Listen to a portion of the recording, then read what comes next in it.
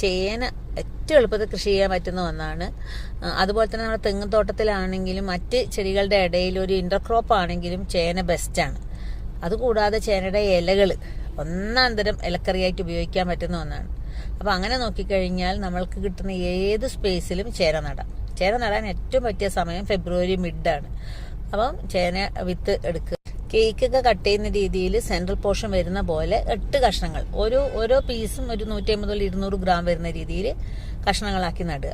അപ്പോൾ അതിൽ മുളച്ച് വരുമ്പോൾ ഒരുപാട് സ്പ്രൗട്ട്സ് ആദ്യം വരും. അത് നമുക്ക് മുറിച്ചെടുത്തിട്ട് വെജിറ്റബിൾ ആയിട്ട് ഉപയോഗിക്കാം.